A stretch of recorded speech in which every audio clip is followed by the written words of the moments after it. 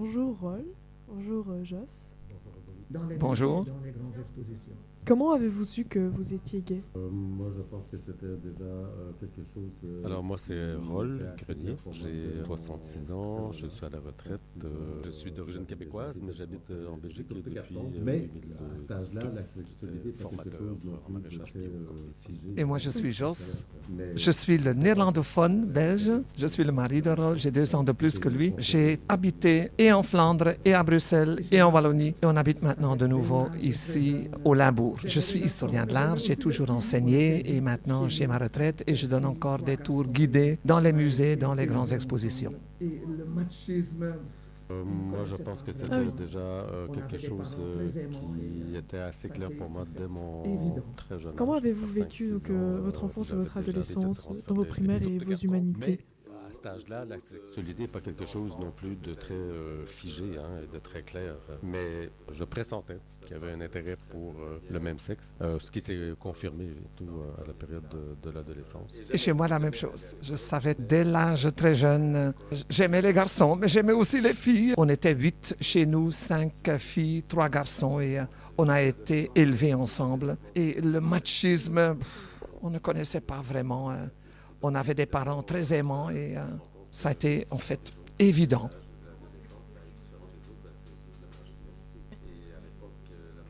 Au niveau de l'enfance, c'était une période assez heureuse de ma vie. Ça se passait très, très, très bien. J'étais toujours dans les premiers de classe et j'aimais aller à l'école, j'aimais être avec les copains à l'école. Mais l'adolescence, ça, c'était la pire. J'ai des souvenirs très, très durs et difficiles durant l'adolescence. Et l'adolescence, c'est le développement de sa personnalité en tant qu'individu autonome et adulte. Donc, évidemment, là, tu te rends compte que tu es différent des autres. Et à l'âge de l'adolescence, être différent des autres, c'est vivre la marginalité. Et à l'époque, la marginalité et l'homosexualité, c'était pas quelque chose qu'on abordait de manière ouverte. C'était plutôt caché et c'était encore tabou, c'était encore dans la liste des maladies mentales. Il y a un contexte aussi très fortement religieux. Et donc, tu as toute cette dualité de ton identification par rapport à ta sexualité, puis tu as la pression sociale, familiale, religieuse qui t'incite à rentrer dans le moule hétéro, alors que tu as toujours envie d'être à côté de ça. Ouais, c'est une période de grande remise en question et de se sentir très, très à part et de toujours être sur ses gardes. Il ne fallait pas s'afficher parce que là, c'était ouvrir la porte au harcèlement et au rejet immédiat. J'habitais sur la ferme d'un de mes oncles avec mon cousin.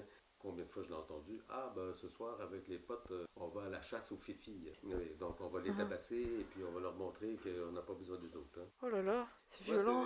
Je trouvais ça excessivement violent moi aussi. Donc, je me suis toujours organisé pour me protéger de ça. Puis en même temps, je me disais, c'est pas juste. J'ai pas à avoir à me protéger de ça. Je suis pas C'est vrai. un monstre. Et vous, Joss, comment avez-vous vécu votre enfance et votre adolescence? Très heureuse. On était dans une grande famille, on habitait dans les champs, les bois. J'étais dans une très bonne école, la Housel. Je savais que j'étais différent d'un garçon ordinaire, mais mon enfance, très heureux. J'étais plus préoccupé parce que je pissais encore dans le lit que le fait que j'étais peut-être homo. Et on dormait dans un grand dortoir, j'étais interne. Vous vous imaginez les tours de force que j'ai fait pour cacher ça? Et j'ai pissé dans le lit jusqu'à 15 ans, je crois. Personne n'a jamais su quelque chose. Évidemment, les garçons sentent, ils truquent, ils sentent quelque part. C'est un homo peut-être. Et là, évidemment, tu te caches. Mais j'avais quand même mon petit ami à l'internat qui venait en cachette me visiter.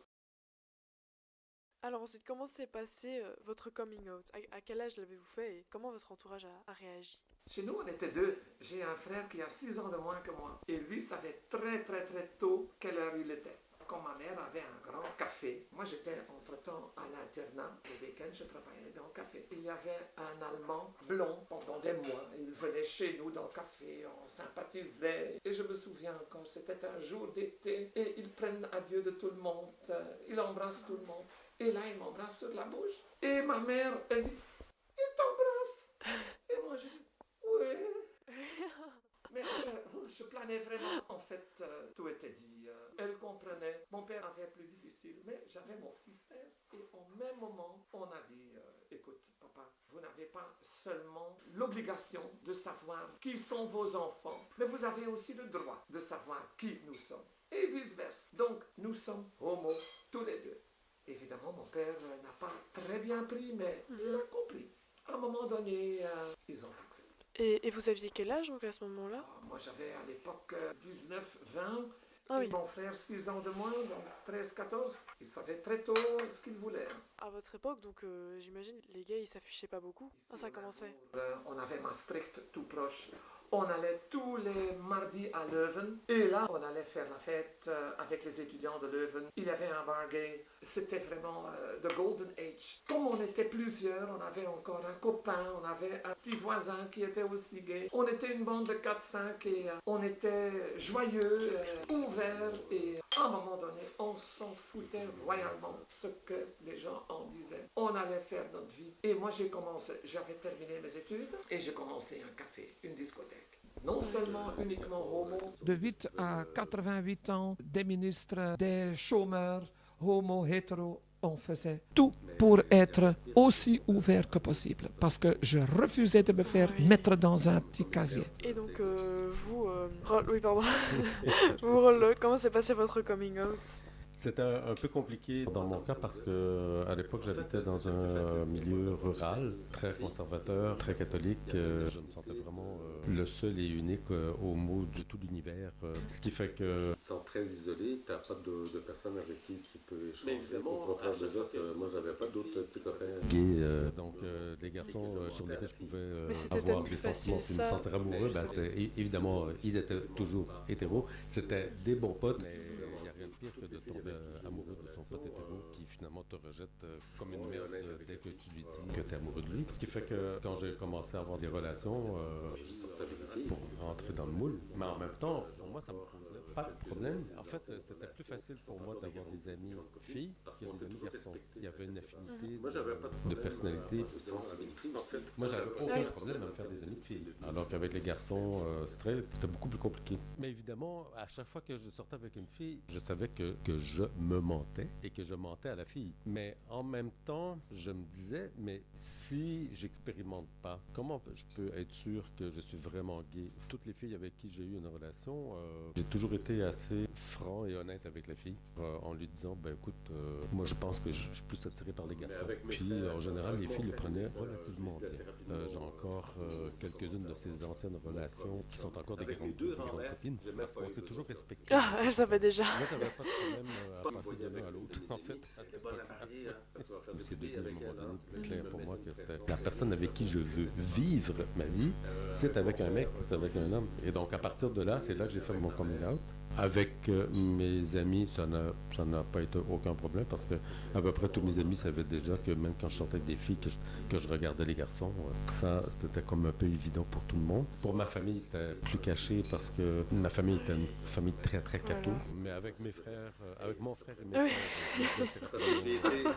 sœurs, j'ai été servant enfant de cœur pendant des années. Avec mes deux grands-mères, j'ai même pas eu besoin de leur dire. Pas pour mon grand-père, par contre, qui lui, dès qu'il me voyait avec une de mes amies, elle est bonne à marier. Tu vas faire des bébés avec elle. Hein? Là, il me mettait une pression terrible. Mais bon, je le laissais parler, je m'en foutais. Avec mon père, quand je l'ai dit, ça s'est bien passé. Mais avec ma mère, là, c'était la cata. Ça ne rentrait pas du tout dans sa conception religieuse. C'était vraiment dans la liste des maladies dont il faut guérir par la prière. Donc, la première chose qu'elle voulait que je fasse, c'était d'aller voir et discuter un curé pour qu'il me ramène dans le droit chemin. Et si elle savait que c'est les curés qui courent le plus après moi, parce que j'ai été enfant de cœur pendant des années et les premières propositions d'un adulte, alors que j'étais très jeune ado, c'était avec des curés. Hein. M'a quand même forcé à aller voir un médecin pour qu'il me prescrive des pilules, pour que je devienne un homme, un vrai. Tu vois. Ma mère a jamais vraiment accepté totalement mon orientation sexuelle. Par exemple, avec Joss, quand on allait à la maison, elle n'adressait même pas la parole à Joss. Et elle ne le regardait pas, elle faisait comme s'il n'existait pas. Mes sœurs et mon frère, à un moment donné, on a eu une réunion de famille. Et là où tout le monde a dit « Hey, ça suffit. Ils vivent ensemble, ça fait déjà 10 ans qu'ils vivent ensemble. Ça suffit là, de faire l'hypocrite, de faire comme s'il n'existait pas. » Ils vous voyaient leur mère. À un moment donné, elle était dans sa chaise roulante et je lui dis « Écoute une fois, maman. » Elle me regarda avec des yeux OK, excuse, passe ici. Et je me penche vers elle et je dis, écoute une fois, tu as le choix maintenant. Soit tu perds un fils, soit tu gagnes une force de la nature qui est prête à te pousser ici au-dessus du Himalaya. Et on montait juste une petite pente. Et là, je la poussais devant moi. Je dis, faites le choix. Et il faut le faire maintenant. Et en fait, j'ai plus jamais eu de problème avec. Je lui ai fait un petit cadeau, l'agneau mystique de Van Eyck, une petite reproduction, et bien qu'elle a gardé sur son chevet de lit jusqu'à sa mort. Donc c'était quelque part le symbole qu'elle avait accepté. Comment vous vous êtes rencontrés tous les deux? On s'est rencontrés ici en Belgique. En fait, j'ai eu l'occasion de venir en Belgique dans le cadre de travail. Donc, j'accompagnais un groupe de touristes. Et ça, on était en l'an 2000. Donc, je fais ce voyage et en fait, j'ai rencontré Jess pendant ce voyage. Je venais pas dans l'idée, pas du tout, de me dire, ah ben maintenant, je vais sortir dans les clubs et puis je vais commencer à chercher d'autres relations. Mais pas du tout. Hein. Dans le voyage qu'on faisait, on avait une visite guidée de la ville de Tongres et Jess travaillait comme guide pour la ville de Tongres. Et j'étais dans son groupe. Il avait pourtant le choix entre une de mes collègues ou moi, et il a pris moi. C'était sous la statue d'Ambiorix et je l'ai emmené dans la basilique et dans le cloître roman. Et là, apparemment, il est tombé amoureux. Après avoir terminé mon tour, il me propose d'aller manger quelque chose. Tout professionnel, je dis avec une petite bouche, toute sage, merci monsieur, mais jamais avec des clients. Et lui, tout espiègle, mais vous n'êtes plus je ne suis plus un client maintenant, vous avez terminé. Donc on est allé manger quelque chose chez Ben's Café. Et là, c'était le coup de foudre. Et je me dis, regarde-moi ça. Comme s'il est rempli de hélium, il flotte. Mais moi, je venais d'être opéré de mon œil et j'avais un œil noir, encore des fils dedans et c'était pas beau à voir. Mais apparemment, il ne voyait pas ça. Il ne voyait que le bon œil. Et oui, on a échangé les numéros de téléphone et c'était une relation à longue distance. Lui au Québec, moi en Europe. Et il a décidé de s'installer chez moi. C'était en 2005, c'était vraiment assez récent. On s'est mariés en 2005. Entre-temps, on avait déménagé là en 2005. Il m'a proposé le jour de mes 50 ans. Il a demandé ma main. Il l'avait proposé à mon frère aîné, qui est le chef de famille. Mon frère a dit oui, tout de suite, sans aucune hésitation, comme s'il voulait se défaire de marchandises endommagées. On a un candidat, vite. On s'est mariés à Roquelange. Beau comme tout. Reconnu par la législation canadienne. Ce qui a été le cas. La Belgique et le Canada ont beaucoup En fait, il y a eu la législation qui a autorisé le mariage homosexuel, mais c'était uniquement pour les gens de même nationalité. Il a légalisé Moi, je n'étais pas belge, donc j'étais canadien. Donc la législation ne le permettait pas. Ça a pris 2 ans avant que ce soit accepté. Et la condition était que les 2 pays reconnaissent cette législation-là. Donc en Belgique, c'était déjà fait, mais il fallait vérifier si notre mariage en Belgique allait être reconnu par la législation canadienne. Ce qui a été le cas. La Belgique et le Canada ont beaucoup de liens législatifs ensemble et ça se fait assez rapidement et assez facilement. Et pourquoi pas? On avait pensé à avoir des enfants, mais apparemment, mais à l'époque, c'était encore très complexe et très difficile et ça n'a pas marché. Et comme Ron le disait, maintenant... On n'a pas d'enfants. Moi, c'est une question qui m'a taraudé. Est-ce que vous avez été à l'âge autour de 30 ans. Oui, à cette époque-là, moi, j'aurais bien aimé pouvoir adopter. Mais sauf que mon conjoint de l'époque, lui, voulait rien savoir. Et puis quand on s'est connus, là, franchement, on était trop vieux pour ça. J'étais avant avec un fiancé italien. On avait pensé à avoir des enfants, mais apparemment, mais à l'époque, c'était encore très complexe et très difficile et ça n'a pas marché. Et comme Ron le disait, maintenant, on n'a plus l'âge à avoir des enfants. pas se frotter. Peut-être que mon copain était radié. C'est une question qu'on ne peut pas répondre oui ou non. J'ai un copain qui s'est fait tabasser à maintes reprises et j'ai jamais eu de problème. Jamais. Je n'ai jamais été attaqué. Je ne sais pas comment l'expliquer, mais on ne m'attaquait pas. Et j'étais le premier, si quelqu'un de mes copains était en danger ou je voyais qu'on harcelait quelqu'un, j'intervenais tout de suite, sans hésiter. Peut-être qu'il ressente ça. C'est quelqu'un de fort. On ne veut pas, on va pas l'attaquer.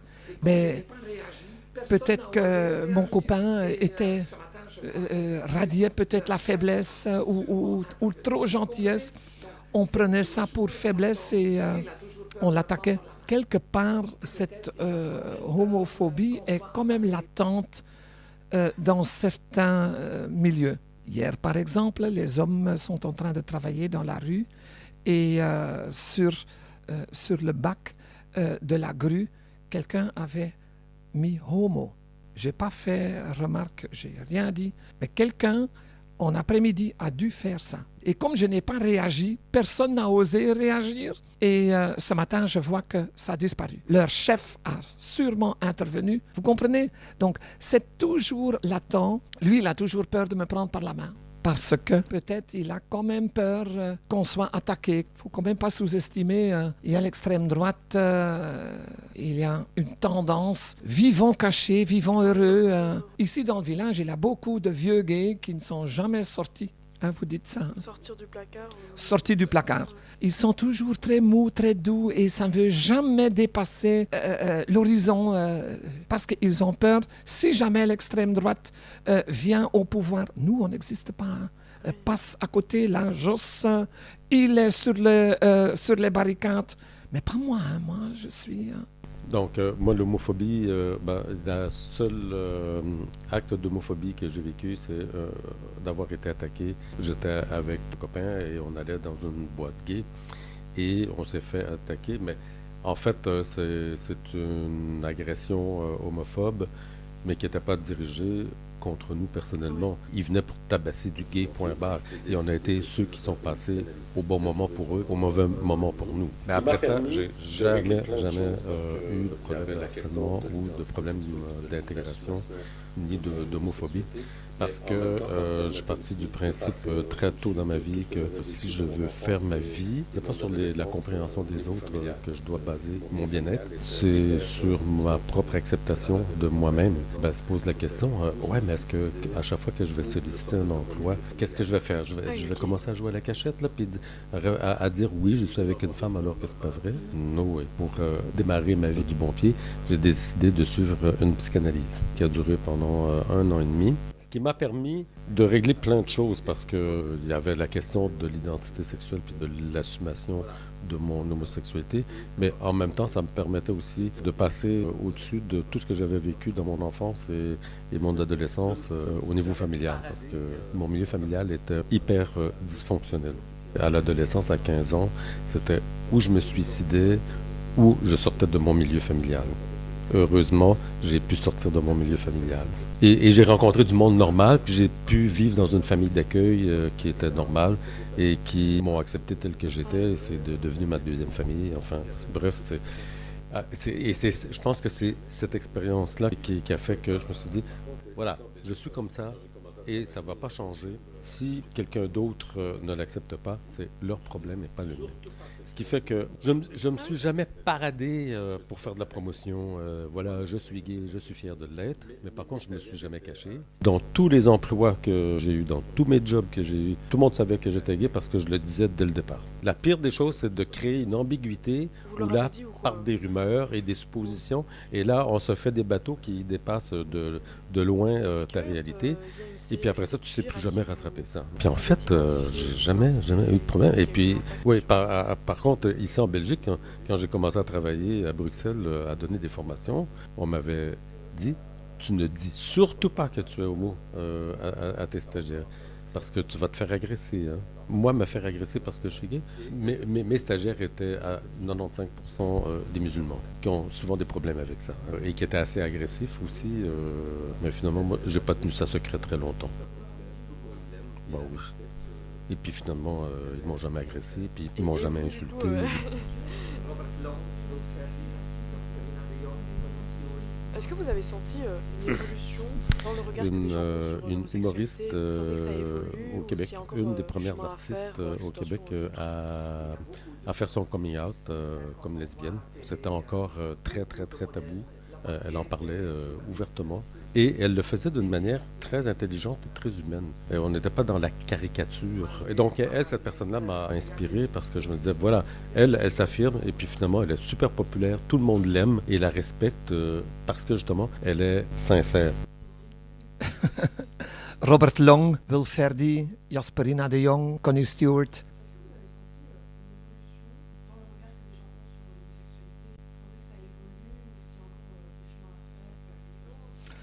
Il y a beaucoup de chemin à faire. Ici, quand on voit à la télé, on a beaucoup de modèles. La moitié des journalistes sur la VRT, VTM, Play, Vir, les chaînes commerciales sont des gays. Mariés, pas mariés, il y a des bi. Et ils viennent de tout horizon aussi. Toute la diversité passe à la télé. Ça va dépasser les casiers. On ne sait même plus si Riyad Bari est gay. C'est un bon journaliste. Aster Nzaimaya, il est bi. Il est beau comme tout. Ce sont des idoles. Wim de Wilder, qui est le présentateur du journal, c'est un idole. Tout le monde sait qu'il est gay, mais on s'en fiche royalement. On a atteint ce pas-là. Mais dès que tu sors de la Belgique, dès que tu voles 1 heure de vol, là, les choses deviennent différentes. Hein. Il y a encore beaucoup de travail à faire dans le monde. Hein. En Irak, Iran, même aux États-Unis, moi, je ne veux pas aller là-bas. Hein. On est bien ici, mais il y a encore un long chemin à aller. Ce qui se passe en Russie, en Pologne, ça c'est en Europe. Hein. Ce que les Hongrois font, les Polonais font, ça nous effraie énormément. La Meloni en Italie, l'extrême droite là au pouvoir, en Italie, un des berceaux de notre civilisation, ça pose quand même à la réflexion. Ouais, moi, je pense qu'on a vécu énormément de libération et d'ouverture d'esprit, mais je trouve que depuis quelques années, il y a un risque de plus en plus marqué, je trouve, avec la montée des mouvements d'extrême droite et le radicalisme. Je pense qu'on commence à peine à voir une augmentation des actes de violence homophobes. Et puis là, maintenant, avec les transgenres... Est-ce que vous avez déjà participé à la Pride? De plus en plus et qui choque davantage une partie de la population qui est très conservatrice et très radicale. Quand quelqu'un est radical, il est radical à tous les niveaux. Et c'est quelqu'un qui va généralement réagir d'une manière hyper agressive contre tout ce qui est différent de lui, de ses croyances. La société vit souvent des mouvements de balancier. On a vécu un mouvement de balancier qui a été vers le positif. Je pense qu'on risque à un moment donné de peut-être rebasculer dans un mouvement de balancier en sens inverse si on ne fait pas attention. Et tout ça, je trouve que c'est dans les écoles que ça doit se prévenir. Est-ce que vous avez déjà participé à la Pride? Jamais. Oui, quelquefois. Antwerpen, Bruxelles, Maastricht, Liège, une fois à Cologne, mais la plus belle était quand même à Maastricht. Et là, il y avait des dizaines de milliers de participants. On exultait, on s'amusait. Aucune peur de me cacher. Hein. C'est comme un diamant à 56 facettes. Le monde homo, LGTBQ, et je ne sais pas quoi que encore. diriez-vous Plusieurs ou facettes. une jeune qui se Il faut poserait des questions accepter sur son ces orientation facettes. qui Et que lui l'autre aurait soit peur, différent. du regard Donc des la autres, justement, du diversité, regard pour vive la s'affirmer. diversité. Et on la fêtait vraiment à Groenplaats, à Antwerpen. Oh, j'ai des beaux souvenirs. On a dansé, c'était le fun. Avec tout le monde, à tous les gens, les mamans, les bobonnes, avec leurs emplettes. On s'amusait avec tout le monde. Et je crois que là, on a fait une ouverture au monde. On se montrait qu'on était peut-être, il y a des excentriques dedans, mais il y a des garçons comme toi et moi, et nous ne sommes que des gens comme vous. Et on n'a pas peur de se cacher. Here we are. Et puis après ça, s'appuyer sur des modèles publics. Je trouve qu'à l'heure actuelle, en Belgique... Moi, je dirais, tu t'en fiches royalement. Fais ta vie, c'est pas les autres qui vont faire ta vie hein, et qui vont te faire heureux. C'est toi qui dois imposer ton bonheur. Donc, impose ta place, marque tes limites et fonce, c'est ta vie. Mais je suis assez d'accord avec ça aussi, dans le sens qu'il faut travailler d'abord sur le respect de soi-même et sa propre acceptation. Ne pas hésiter d'aller chercher de l'aide, psychologues, les psychiatres ou encore les associations LGBTQ, de rencontrer des personnes qui peuvent t'aider à construire cette confiance en soi. Et puis après ça, s'appuyer sur des modèles publics. Je trouve qu'à l'heure actuelle, en Belgique, on a des jeunes qui sont des artistes mondialement reconnus, qui ont fait leur coming out. Pommeline Tess en Flandre et puis Angèle à Bruxelles. Et on les juge pas sur le fait qu'elles aiment d'autres filles, on les juge sur leur talent. Elles sont totalement libérées de cette question. Et en fait, c'est ça qu'il faut arriver. C'est ne même plus avoir à se poser cette question. J'avais très peur de m'affirmer et de sortir du lot. Je pense que c'est la première des choses qu'on doit régler dans sa vie. Mais à l'époque, il y avait très peu de moyens d'aide. Le petit Joss a eu beaucoup de chance. Le petit Joss était très bien entouré avec des parents, des frères et sœurs. On était bien entouré, mais on a dû foncer nous-mêmes quand même. Il faut d'abord s'accepter. Aime toi-même, parce que si tu ne t'aimes pas toi-même, comment veux-tu que les autres t'aiment? Madonna le chantait, Love Yourself. Hein? Tu dois d'abord t'aimer toi-même, t'accepter comme tu es et te trouver beau. Moi, je suis chauve, un œil en plastique. Oui, je peux continuer, mais je me regarde dans la glace. J'ai la plus belle peau, les plus belles mains, les plus belles dents. Je suis le plus beau. Quand j'entrais n'importe où, j'avais un succès énorme. Avec tous mes handicaps que j'avais, il faut s'aimer d'abord. Et je m'aime. Je m'aime beaucoup. On va clôturer ici. Merci d'avoir accepté de participer à ce projet. C'était un plaisir. Oui, ça a été vraiment une belle expérience et une belle discussion, un bel échange entre nous. Et voilà, le premier épisode du podcast LGBT Quoi s'achève ici. J'espère qu'il vous a plu et que vous avez passé une agréable écoute. Je remercie le Centre Nerveux pour le prêt du matériel d'enregistrement. Merci à Gaïa et Anatole pour l'aide au montage. Merci à mon professeur de latin pour les indications et l'aide de la réalisation de ce projet. Et merci à mon beau-père pour son aide dans mon travail de recherche. À bientôt dans un nouvel épisode.